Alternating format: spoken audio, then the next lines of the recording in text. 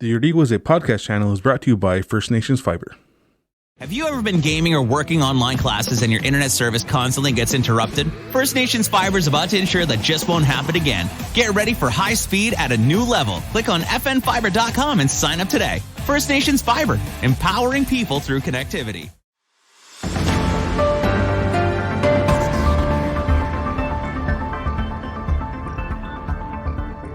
Welcome to the Iorì wase Front Page podcast, and I'm here with Zacharie from the Kahnawake Youth Center, and they're celebrating a milestone anniversary this year. Kyle? That's right, 50 years.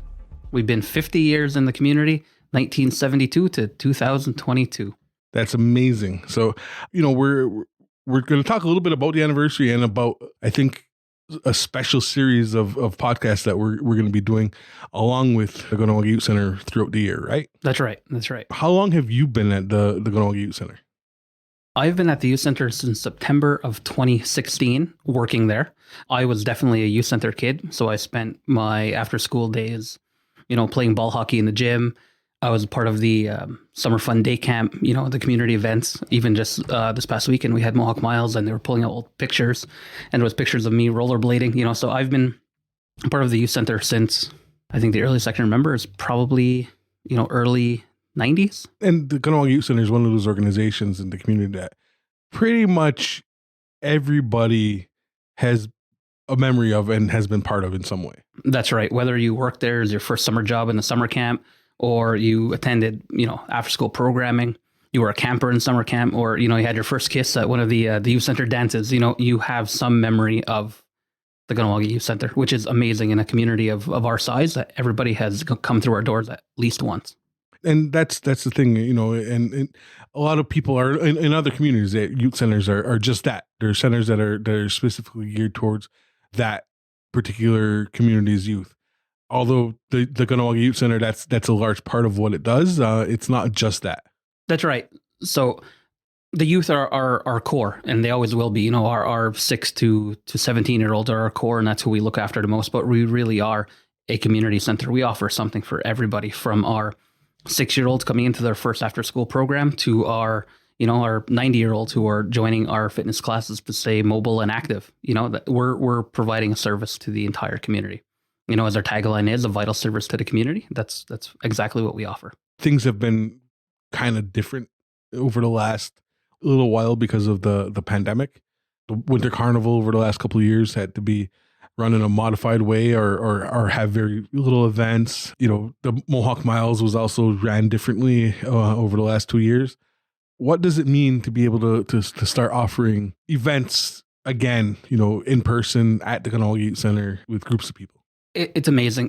We are a human service program. We to offer our programs are in person. We see the kids, we see the adults, we see the teens. They're there. The last couple of years with COVID was rough on everybody, and we were there offering services the entire time as well. We had kids who were the children of essential service workers who were coming in, but instead of being 100 kids coming in after school, we had 15, but we were still there offering the services that we could. But now that, I don't want to say it's gone, but that things are a lot different, it's amazing to see everybody back. We have a full after school program of 115 kids who are coming in every day.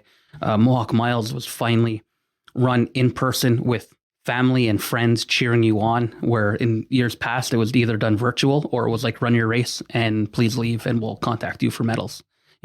Still making the adaptations to offer the programming, but it's not the same when we've had 50 years of experience and we had to change it up, But I'm happy and I'm proud of the way the team has come around with all the changes we had to do. But it's great to be back to normal. And there's been a lot of changes at the Kahnawake Youth Center over the last few years. For anybody who hasn't been there since before the pandemic to go there now, just the staff is a little bit different. There's different faces and different things that are being offered, right? That's right. So, as much as things change, things stay the same as well. We've been posting pictures with our 50th anniversary. We had summer camp counselors from 20 years ago to summer camp counselors 5 years ago, and it's still the same smiling face of kids, and some of the counselors were the kids in the first photos, which is great. But even just around the building, we all kind of grow up there. I was a youth center kid. Wasandio Montour, our program manager, she was in, I don't know how many countless community events and road rules and different things, as we're seeing in all of her old photos come up, but even like from accounting, from our bus drivers, Ganeta Gerda Gilbert is one of our bus drivers who does all of our summer camps and all of our after school program bus rides home. And he was a youth center kid as well, so our board members grew up there as well. It's the type of organization we are where everybody in the community has a story there. And as much as things change, things stay the same as well. And part of the activities that you guys are doing throughout the 50th year are some throwbacks, right? That's right. That's right. So we're celebrating the future by going backwards. So what we're doing for Winter Carnival this year is we're going to bring back the chicken wing contest, which was so popular, back in the day. And we've been posting pictures and we've been getting amazing stories about it. Mohawk Miles, we brought back rollerblading to the schedule of events, and that hasn't been in since probably the late 90s. We have a bunch of requests for old programs that we're definitely going to be bringing back. We're looking at bringing back the soapbox derby. Are you going to be bringing back the old arcade games too? That used to be right next to the snack bar? I don't know about the arcade games next to the snack bar. The third floor is no longer the lounge either. That's our full weight room and then cardio room. So some things have changed. The lounge for the kids and teens now on the second floor, but we still have, instead of arcade games, now we have PlayStations and Nintendo Switches. Things change, but they still stay the same. Pool table's still there. There's still the youth center rules where if the ball's right up against the edge, you can put a cue in there and push the ball out. Soccer, baseball still happens in the gym. Kids are still having fun with a lot of memories that you and I have from being a kid and hanging out there as well. One of the things that right before we did this recording, we were talking about a series of podcasts that we're going to do once a month from October right until, next year. And the working title is again, just KYC at 50. And through that, we're going to be hopefully talking a lot about, and to a lot of different people about the past 50 years of the Kahnawake Youth Center. That's right. That's right. So the idea came from all the photos that we've been posting. So the KYC has close to 30 or 40,000 photos. And that's even before you start adding in all the digital photos from the last 10, 15 years. And we've been posting them daily, and the amount of stories that people are sending us or just commenting on Facebook or different things like that, we thought like for sure we have to do this because the stories are out there, and let's get them out to everybody to hear. Let's get them down on paper because they're amazing stories, whether it's posting a picture of the old library, and then we have our director of education who talked about how she used to come to the youth center and hang out in the library, or how we have people who brought up the chicken winging contest, and that's how the idea came for Winter Carnival. And unfortunately, there's some people in the photos who are no longer with us, but it's bringing up those memories as well. There's a lot of good, great, funny stories that I think need to be told and need to be told at a larger scale. And that's where this idea came from. So I think it's going to be a lot of fun over the course of the year.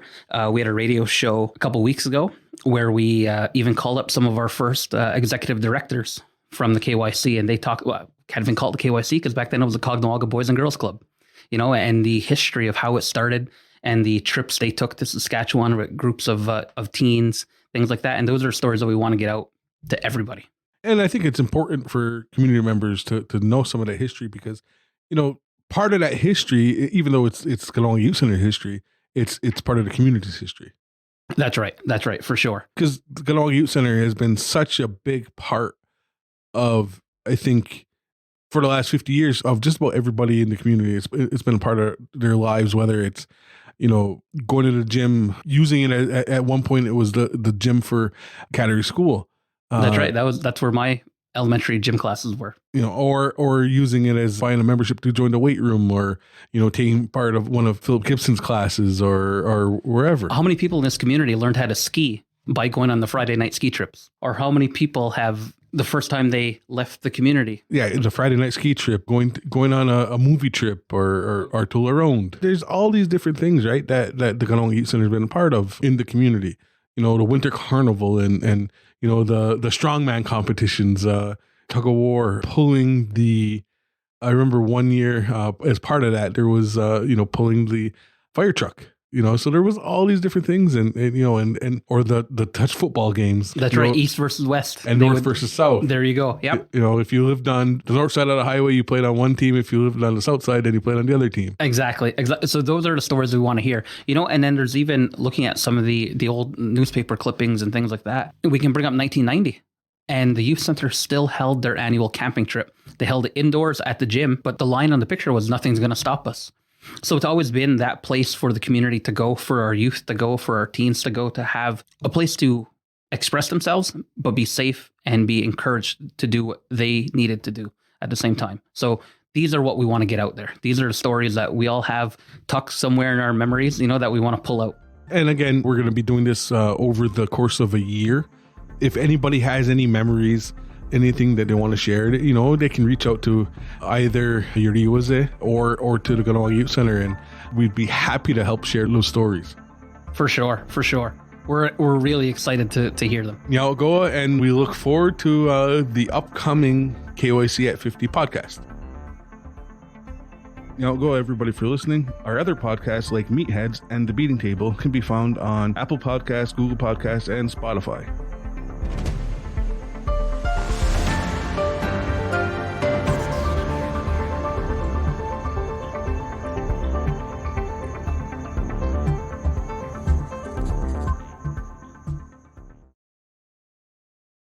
The views and opinions of the guests expressed in this podcast do not reflect those of Iorì wase and its employees.